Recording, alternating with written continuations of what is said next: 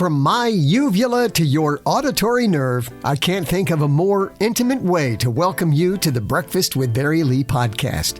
Happy Friday. It's a brand new month. Happy April the 1st. What do you say we tackle the brain buster? 78% of us say that we have done this in the shower. Have done what? Is it A, cry, B, pee, or C, brush our teeth? Your answer coming up in minutes. Well, looking at the podcast planner, nationaldaycalendar.com, here it is, April 1st, a brand new month. Let's try not to get it dirty. Different theories as far as the history of April Fools. Some tie it into the vernal equinox, Mother Nature being unpredictable with that changing weather of spring. Some scholars look to the Hilaria festivals in ancient Rome. At the end of March, people would dress up in disguises and would mock fellow citizens. And then in 1582, France switched from the Julian calendar, and on the Julian calendar, the new year actually began with the spring equinox, usually around April 1st, but they switched over to the Gregorian calendar with January the 1st as the beginning of the new year. And those folks who were slow to catch on and still celebrated the new year in April, they were referred to as April Fools. I wonder, through the course of history, how many people have actually proposed marriage on April the 1st? But it's still not too late to pull a prank on somebody today. Just to make sure that it's not anything that's going to harm somebody's health, remember that it's all in good fun.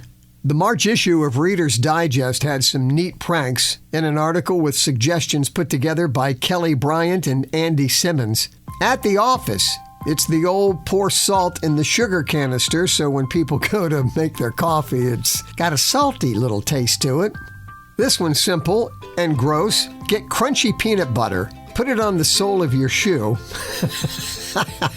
and whether you're at the house or at the office, just sort of pull that shoe off and go, oh man, look what I stepped in, and then swipe your finger across it. And depending on where you've been walking, you can take a taste, but I think just the finger swipe would work. This is cruel with little kids. Replace a lollipop with Brussels sprouts and then just rewrap the lollipop. I think this is clever. Take a bouillon cube and put it in the shower head. And so the next one that takes a shower is going to say, darn, it smells like chicken in here. And then there's the old Oreo cookie switcheroony. You just disassemble an Oreo cookie, take the filling out, and replace it with toothpaste. This was pretty ingenious. A guy covered his wife's bar of soap with clear nail polish, and obviously you have to let it dry really good, but darn, she just could not get that soap to lather up. This is cute, and the kids will like it. Go out and buy the little googly eyes, craft store, dime store, and attach the googly eyes to everything in your fridge, so that whoever opens that door, everything's looking back at them. And finally, this is great for at work. Take in a whole bunch of outfits, keep them hidden, and then change your clothes every half hour just to get a reaction through the day. Anyway, again, those suggestions by way of an article in Reader's Digest in March. It's birthday time. Man, remember the pre-COVID days when somebody could blow and spit on a cake and we'd still rush to get a piece? Not anymore. Celebrity birthdays today. Susan Boyle turned 61. Tony Romo is 42. Ali McGraw, love story, can you believe it? She's 83. And MSNBC host, The Rachel Maddow Show. Rachel Maddow turns 49. The Sound of Music premiered on this day, 1965, and The Sandlot, 1993.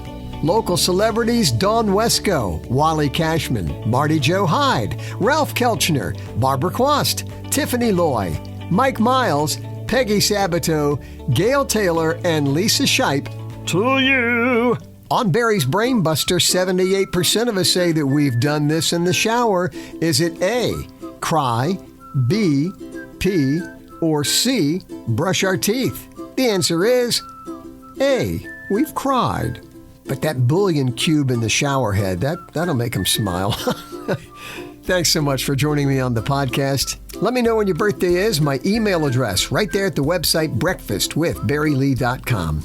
And in closing on this April Fool's Day, laughter is a smile with the volume turned up. Blessings.